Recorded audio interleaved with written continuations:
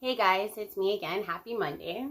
I hope you guys all had a wonderful Mother's Day. If you are a mother on this channel that's watching me now, I just want to say a great thank you and appreciation to all the mothers out there, because you know what? It is a very prestigious, I would say, position to have, and it is something that is harrowing and can be hard at times, but it is one of the most fruitful and beneficial acts. But I did want to come on today because I've been seeing something changing in the energy.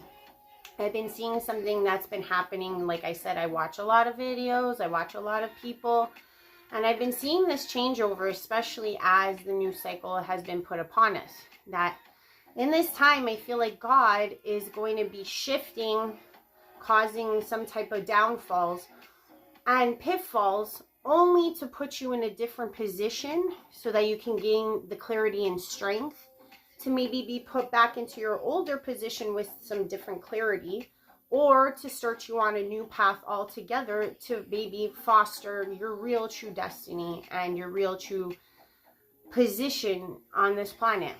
And how I'll start this off is I'll give everyone a life example that I feel like works in the example I'm trying to present today.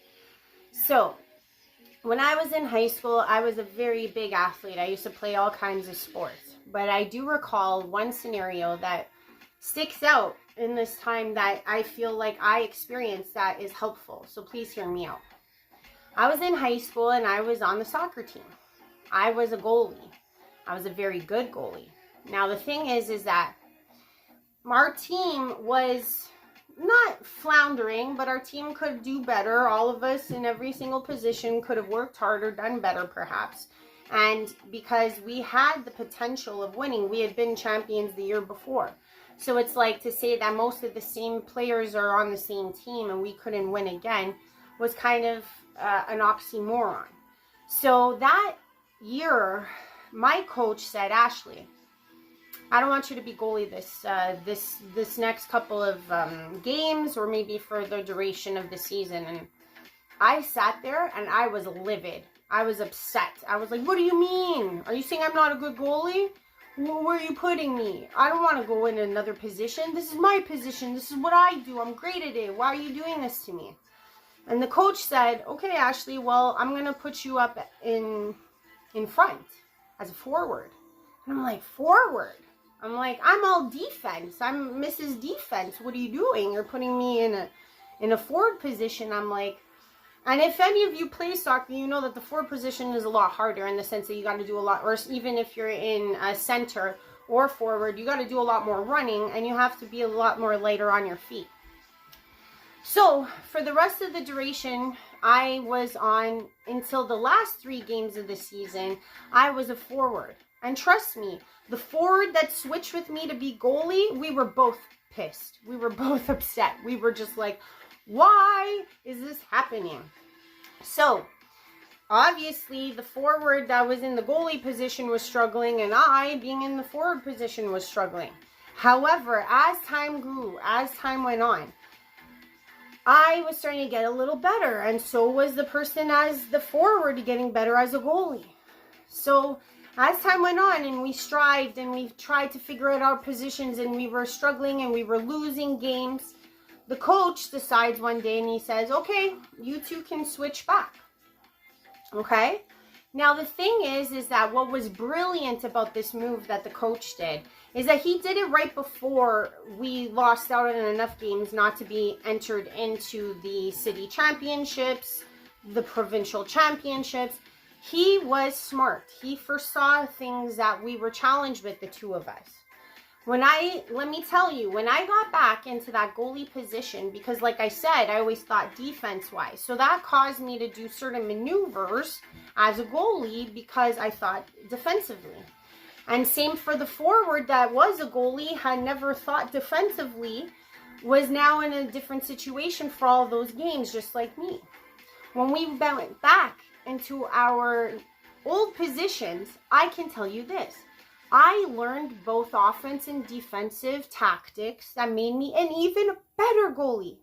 Okay? Certain trip-ups I had before. Let's say, for example, I had a problem going left because I'm right-handed. But because in a forward position, you have to go left and right, the pivoting becomes more easier to do and more fluid. When I came back into my goalie position, I was way more proficient in going left and going left. I didn't have to protect my left as much because I was more evolved in my capabilities and my skills. The same goes for the forward. So sometimes this is the premise I'm coming with. The coach could foresee our pitfalls from watching us from the offside, saw that I was weak on my left and that I wouldn't easily learn those skills unless I was put in a position where I would have to use it over and over and over again, making it second nature, second nature, second nature. The same for the forward, because the forward was really good at going forward and scoring, but was not having the recovery time to play defensively. Okay? So the two of us, because we were switched, actually became more proficient and amazing players, and we ended up winning the championship again. So the point that I'm trying to make is that in this life, on a spiritual journey, sometimes we don't understand God's methods. God is the coach overseeing us. God knows what our downfalls are, what our pitfalls are. God knows where our strengths and where our weaknesses are. And let's say, for example, you've been on this journey for some time and you've had things taken away from you and you can't understand it. And maybe you're in a place where you feel low and down.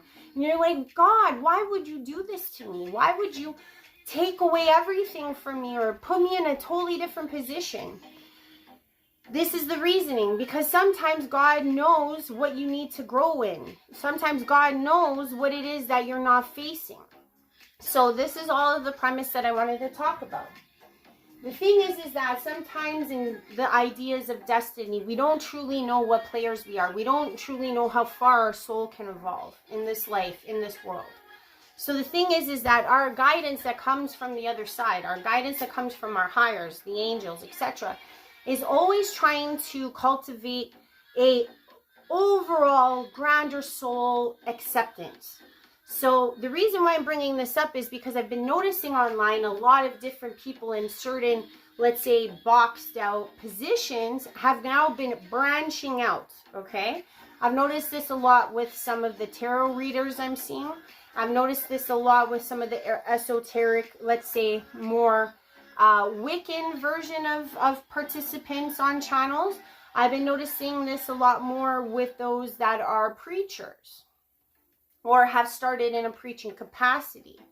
And what I'm noticing is that a lot of them are evolving. A lot of them are cultivated or being moved into different positions that are totally different and transfixed in a different place. I've noticed the Wiccans have been coming onto the idea of accepting the Lord Jesus and God and the outright understanding of that and moving away from the Wiccan tradition. I've noticed that a lot of tarot readers have been moving away from the tarot and becoming preachers. And I've been noticing that a lot of the preachers have been moving into more of a mediation and or healing nature. So the thing is that I feel like in this time and in this place, we are being shifted by God into different positions to strengthen our true destiny, to strengthen more potential for our soul evolution, and to not get hung up on it. And for those of you that might be fighting it, right? I'm going to talk about some things that you may be seeing to maybe give you the understanding that you may have to let go. Because realistically, you can't fight the coach. Realistically, you can't fight a mom. Realistically, you can't fight God, because at the end of the day, they know what's best. They know what needs to happen in order for your growth and your potential. So sometimes you got to stand out of the way, and it doesn't matter how much you put into your dreams, you put into your fantasies, you put into your ideas. Because realistically, if they're not in alignment with where your soul's destiny is professed to be or to go or is, you're going to notice that God is going to, if you want to say like a metaphorical Jenga game, no matter how much you build those tiles, God's going to slip out tiles as you're moving in the direction you saw fit. Because God's going to be saying every tile, no, that's not the way I want you to go. I need you to be over here right now, or I need you to be over there, or I need you to be in front of these people, or I need you to be with that person. So you have to understand that these things I'm going to talk about right now are just little tips and tricks. I don't like to say those words. They're little notifications to you that you might be fighting against the current of God's will for your own destiny, which is in essence your destiny that you co-created with God. So you're kind of going against yourself. So let's say, for example, the crash is going to be worse for those that don't foresee the changes coming. And the reason being is because sometimes the more aware you are of these notices that God has been giving you, or these signs or posts saying to yourself like, hey, you've got to pivot this way, you cannot hold on to how much time, effort, and blood, sweat, and tears you put into something, because God can literally just decimate it to the ground and say you've got to start back up again in maybe a different direction, or on the same direction but with a different viewpoint. So please understand, the harder you fight against it, the more tragic the downfall may be. And it's not to be seen as a downfall, really. It'll seem like that at the time, but really what's happening, it's a rebuilding measure, okay? So this can happen with love, this can happen with jobs, this can happen, let me see if you guys can see this. It can happen with love, with jobs, or your calling. It can happen with a place, okay? So let's say, for example, you have relationships that you use, or let's just say that are of normal nature, okay? And sometimes because we go through so much heartache in our lives, we pick the normal relationship, maybe one that we get to be more emotionally aloof in, we get to not harbor so much attraction for, and that keeps us safe, okay? We're in these, let's say, menial, or let's say average love relationships, strictly because they do bode some relevance to our life, but they're not love, let's just say. And let's say, for example, you're a being that needs to be in a loving relationship, and it could be for different reasons. Let's say, for example, you are a starseed or an empath or a chosen. You will notice that you work in the rhythm of love all the time. So to crush or deny your self-love due to fear can obviously cause certain implications in your life, because your heart's not going to be fully abundant and open to its fullest degree, because you're not living in your biggest truth, which is to find love. So let's say, for example, you've manifested, or you truly have this idea of what is love in your mind. And it could be someone who's sweet, who's understanding, who's equally as loving as you, who's patient, who's kind, etc. But the thing is that every time you went for that, you ended up getting hurt. You know what I mean? So your heart just closed and closed and closed. And you're like, you know what? I'm going to stick to the normal, the one that I'm not truly into, because that way I don't get hurt. I don't, you know? The same can happen for a job. The same can happen for a calling. Let's say, for example, you are in a job that you find lacks luster. You'll notice that especially in this time, in this new cycle, and or if you're coming onto your journey, mid-journey, or post moving into, the journey never ends, but you get what I'm saying. You could still be working a job that lacks luster. You could still be working a job, or even in a calling that you've figured out for yourself, let's say. And this goes back to what I was saying about the preachers and you know, the tarot readers, the Wiccans that are all transforming at this time. This goes the same with every single person on a destined journey for greatness, because let's say you're in a job where you are using and utilizing the skills needed for your destiny. So let's say, for example, you're in a sales job. You're a great salesperson. That means that you're still a speaker. You're still somebody that has to go and speak with people. And let's just say, for example, that you are someone who also finds that in this time, even though you are living in a lackluster situation, you'll notice certain things are happening for you. You might notice that your sales might be dwindling, your passion to sell is dwindling. And the reason being is because your actual calling is to be a preacher or a professor for God, or even a teacher or of any sort in the esoteric arts. And the thing is that your job had all the facilitating qualities, much like the normal relationship, but it is not your calling. Your job, right, had all the qualities, but is not your true purpose.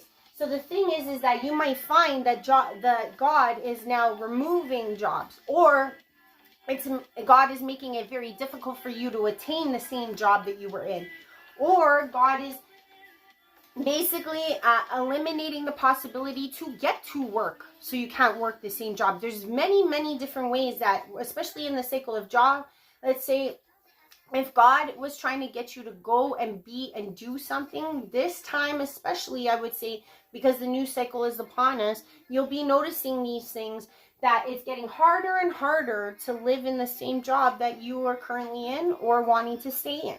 Because realistically, if you have a bigger calling, those things are going to fall apart. The harder you try to, let's say, for example, you're trying to find this job and you're going to interviews for months and months and months and months and months and months. You're losing money by going to these interviews. You're finding that nothing is hitting the mark. You're not getting any darts on the dartboard. This is a clear sign that you need to go a different and pivot a different direction.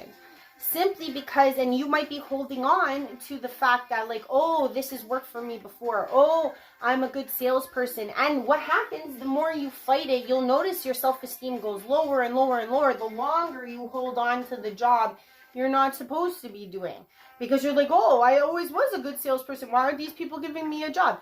It can actually injure you if you go against what you're destined to do. You may go to a bigger, what they say, tower or breakdown, because you're fighting. And let me just say this, that's not a bad quality. If you're still fighting for that goal, that actually shows you how determined you are for self, period. So that's another inkling to know that you are worth more and you have great possibilities in front of you.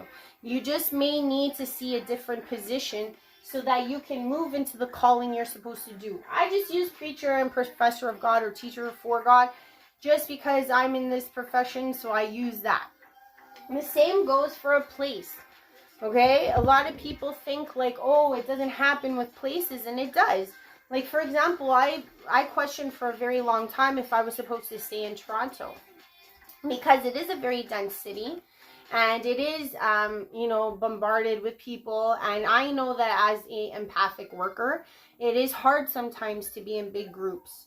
However, I feel like God put me in this growing up my entire life to give me certain understanding and energetic protection systems, because I learned through, my existence and my surroundings how to do these things. And the thing is that, for example, with me, I've always wanted to be in a calm place, a less polluted place, less people place. And every time it seems like I went to those places, I grew and grew and grew and grew. However, something would always happen that would pull me back home. I'll give you guys an example. Years and years and years ago, I was in Arizona, and I, for some dumb reason, the bus never showed up to pick me up on the day I was supposed to fly back home. And what happened is that I ran out of money because I thought I was going home. And I literally was at a coffee shop writing poems for money so that I could try to get some money to call back home, because you had to buy cards back then, and to see if I could get some help. However, in that time, in those couple of days, I did have a tent, so I was tenting. And in those times that I was selling my poems and talking to people and offering my services, I managed to get a job in like 2 days. So not only was I in a brand new place, and I managed to house sit and get a brand new place to stay, so everything made me feel like this is where I'm supposed to be. I'm supposed to stay in Arizona. I'm supposed to do this, right? Everything seemingly made it seem like I was supposed to be there. I was making more money in a week than my rent cost at the end of the month. Everything was peachy. However, a couple of weeks I got word from my mom that my aunt was not doing well. Like, she was diagnosed, and that meant that she wasn't going to have much time to live. So as much as I loved it, and I stayed there for some time, I stayed there for maybe several more weeks before I, got the money together and flew home. And the thing was that I came back to see my aunt pass away, and it was a very tragic thing, but it was a reason to come back home for sure. Now, the thing is that has happened to me a lot of times in my life, where I've been traveling somewhere feeling like it's a good place for me to put down roots, because I've always wanted this calm place, less polluted, less people. However, God always puts situations that force me to come back home. So this is what I mean. Sometimes if you're really, really trying to fight the storm, or you're really, really trying to fight the river, you might find that you get pushed and thrusted there at a bare minimum by the universe to put you back where you belong, or to thrust you somewhere else. So as even if you try to fight whatever the case may be, like let's say, for example, you're being told to go from Vermont to Kentucky and you don't know why, and you're like, how can I lose my job? How can I?